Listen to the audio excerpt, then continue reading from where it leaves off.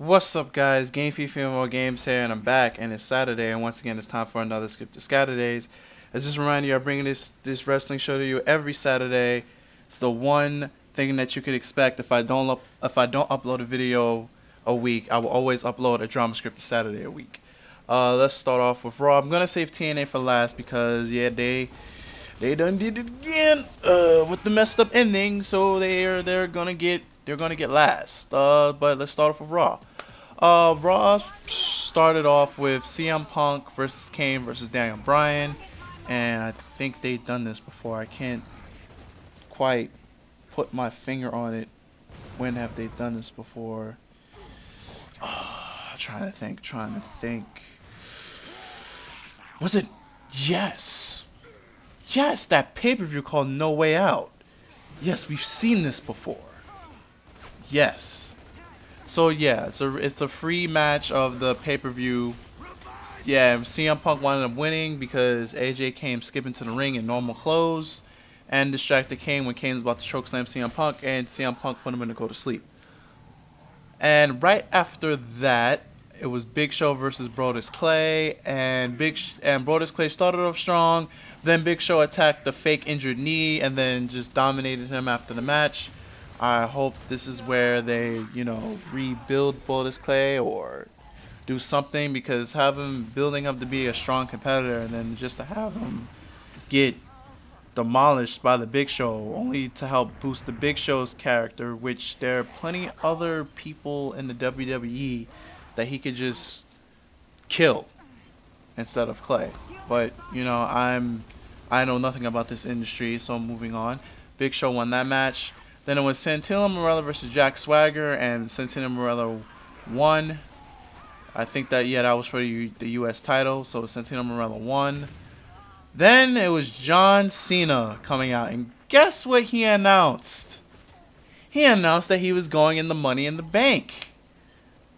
I could have swore someone predicted that on a certain show called Drama Script. Oh, it was me. Yeah, I said that was probably going to happen, and look, it happened. They decided to throw him in the Money in the Bank ladder match. One of the only two things that he hasn't done yet. He hasn't won a King in the Ring, and he hasn't won Money in the Bank. So since there isn't a King in the Ring, they throw him in the Money in the Bank.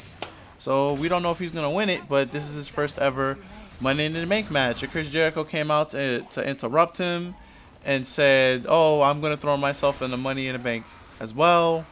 And then that's when Vicky Guerrero came out and said Raw's Money in the Bank will only be used for past WWE or World Heavyweight title champions, which I don't like, but they made it up for it on the SmackDown side of things. I'll get to that when we get to SmackDown. Heath Slater came out and to face another legend for some reason WWE is bringing back the legends to until the 1,000th episode of Raw. And Psycho Sid came out and he beat the holy crap out of Heath Slater. Yeah. So after that, it was Dolph Ziggler versus Alberto Del Rio in a number one contenders match. And that match, I forgot how that match ended.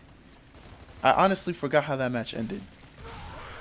Because I think it ended in a no contest, because after that, Vicky Guerrero made a triple threat match between Sheamus, Dolph Ziggler, and Alberto Del Rio. Not to mention that match was a contract on a pole match. So yeah, I think somebody knocked it off and then it fell off and then it was on the ground. I forgot what happened. I'm gonna have to rewatch it myself, or you guys that saw it could put in the put in the comment section below. That's what happened, because I had to end no decision because it led to the triple threat match, which I'll get to when we get to SmackDown. But yeah, moving on. So yeah, the main event was Chris Jericho versus John Cena, and Chris Jericho's in the main event only because, well, yeah, John Cena, blah blah blah. People hate Cena, this, that, and the third. And I forgot who won in that match too. I think it ended in a no DQ. I'm not sure. I'm not sure about that. I'm gonna have to check. but I'm not sure about that. But anyway, overall, the cable rating for Raw was a 3.29, which is kind of good. Now on to SmackDown, which I just finished watching because I'm recording this Friday night. I decided to record this and get it over with instead of going to sleep and waking up early in the morning. SmackDown started off with Layla versus AJ. Layla wound up winning. Then Daniel Bryan came out to cut a promo, talking about he wants to tell Vicky Guerrero something. So he says, "I'm holding the show hostage until Vicky Guerrero, you get out here." And then he starts screaming yes, and then AJ starts screaming yes. There's a lot of yes, yes, yesing going on here. Vicky Guerrero comes out. Dan Bryan says, "I want AJ banned from ringside." I actually agree with this, so she won't get involved in it. And then the board of directors posted a poll on Twitter saying, "What would you rather have AJ be for this match?" And they all voted for her to be the special guest referee. And so Vicky Guerrero made it so that AJ Lee is the special guest referee for the CM Punk versus Daniel Bryan match. And I don't like that. Like, can you keep her? I know you have to keep her relevant in all of this, but to seriously make her the special guest referee is just no. I don't. Just no. Just no. I don't see why it had to be done like that. But once again, I don't make I don't know. And another thing, I don't know if the board of directors are trolling the WWE universe or are just randomly started liking Vince Russo's ideas again. Yeah. Moving on. After that, it was a Damien Sandow versus Zack Ryder for a Money in the Bank qualifying match. Sandow won. After that, it was Jack Swagger versus Tyson Kidd, and Tyson Kidd won, which I think Jack Swagger is about to get fusion endeavored, because he loses to Santino Marella for the U.S. title on Raw. Then he loses to Tyson Kidd, who does a face turn on Superstars. So, yeah. After that, which this one doesn't, I do not understand. A Money in the Bank qualifying match, which was tag team style, which was the U.S. champion and IC champion, which is Santino and Christian versus David Otunga and Cody Rhodes. And Christian and Santino winds up winning. Then after that, it's Ryback versus two randoms. Ryback wound up killing the two randoms, as he always does. And then it was Justin Gabriel versus Tensai, and Tensai wound up winning. And this match of the week that I think you should go watch is the triple threat match between Sheamus, Alberto Del Rio, and Dolph Ziggler, which Sheamus wound up retaining. So right now, as I get an IM, right now, it's from Blockbuster Tibbs. This is funny. Shout out to Blockbuster Tibbs. Right now, for the Money in the Bank for SmackDown is Sandow, Tyson Kidd, Santino, and Christian, and Tensai. Those are the 5 participants in the SmackDown side. So right now for Raw, all we have is Cena and Big Show. Not anybody else. Those probably will get filled out in the next 2 weeks, since there's 2 weeks left to the pay-per-view. But now to spend the rest of this time going over TNA. And by the way, in the back, it should be Road to Sharon Prescott 51 and 52. I already had those 2 games edited together, so there's no problem there.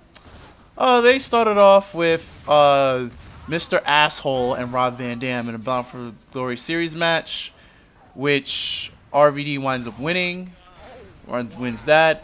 Then they had Austin Aries and Bobby Roode promo, which went over well. Then X Division tournament, since TNA has to redo the whole X Division scene because Chris Sabin tore his other ACL, Alex Shelley is gone, and that guy broke his neck, who I don't remember who his name right now, and you only have Ozima Ion, and I don't know what they're doing with Kid Cash. So they basically have to redo the whole X Division. So it was Rubix versus Sonjay Dutt. Sonjay Dutt wound up winning, which is it was a very entertaining match. Then another Bound for Glory series match is Bully Ray versus Samoa Joe. Winner Samoa Joe. Then after that, Joseph Park calls out Bully Ray. Then they go back to Kazarian trying to get out of his match with Christopher Daniels. Then they had another X Division tournament qualifier match, which was Rashad Cameron versus Madison Andrews. Another good match. Rashad Cameron wins. Then they go to the gut check thing about Taylor Hendricks. Pretty much, Taz said yes. Al Snow said no. She cut her promo, and while cutting her promo, Joey Ryan was in the crowd, and I was marking out. People in Wrestling Clinic on the forums were marking out. People on Facebook, the wrestling group I have on Facebook, were marking out. We were all marking out when the camera cut to Joey Ryan with his camera, because Joey Ryan has a YouTube show saying Joey Ryan has a microphone and a YouTube show, and he had his own camera. He was yelling. He was like, "Hey, gut check! Why don't you roll me in?" And Taz, of all people, goes out the ring and slaps the camera out his hand. So whether this is kayfabe or actually real or actually non-drama scripted, I enjoyed it because I saw Joey Ryan in Impact Zone again. So hopefully this is kayfabe, which means secretly Joey Ryan is signed with TNA. So yeah, I enjoyed that. And we have Kurt Angle telling AJ Styles basically get his head in the game and respect him. And then here's the main event: Kurt Angle and AJ Styles versus Christopher Daniels and Frankie Kazarian. Now, it was a good match, but all through the match, Kazarian feels like he didn't want to be there. And then the referee gets knocked out. Good match to go back and forth. Referee gets knocked out. The Fallen Angel gets a chair. He's trying to go to hit AJ with it. Kaz takes the chair from him, knocks him out, knocks Christopher Daniels out, throws him the bird, which didn't get bleeped out. Throws him the bird. Well, not bleeped out, excuse me, censored. Blurred out, I mean. Throws him the bird, and he says, "I'm done." And then, so AJ Styles gonna hit him with the Styles Clash. Frankie hits him on the back with the steel chair, and then he pins, then Christopher Daniels hits him with his finisher, and the ref wakes up, pins him for the 1, 2, 3. And Kaz and the Fallen Angel retain the tag titles. And then Christopher Daniels announces that AJ impregnated the druggie. So, yeah, TNA turned into Maury. Because Christopher Daniels takes the mic at the end of the match and said, "Yeah, you know, you said that truth, but you didn't tell the whole truth about how you're so and so much pregnant with AJ's kid." And I'm like, what? This just turned into Maury. And I'm like, okay. And then the druggie starts crying like it is true. So AJ had an affair, quote unquote, with the druggie and impregnated her. Okay, TNA. So TNA was good besides the ending. And the ninjas.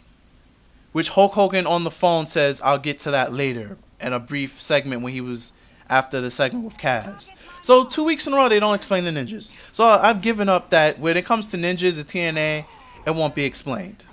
It just won't be explained, which angers me because I want to know what happened to Sting. I just want to know what happened to Sting. So yeah, and the undrama scripted news, which just happened randomly 4 hours ago, Booker T got hacked. Yeah, Booker T got hacked, and the first thing that they put on Booker T's thing said, "N-words will be N-words." And you know what? I'm gonna pull a TNA. I'm gonna disclose the information on what group of people hacked Booker T. There you go. So this is Game Fiend Funeral Games, guys. Thank you for listening to another Drama Scripted Saturday. Be sure to turn in next Saturday where I go over another week in wrestling. And I'm Game Fiend Funeral Games, guys. Remember to rate and like the video and please leave comments. And I'm out of here. Peace. Later.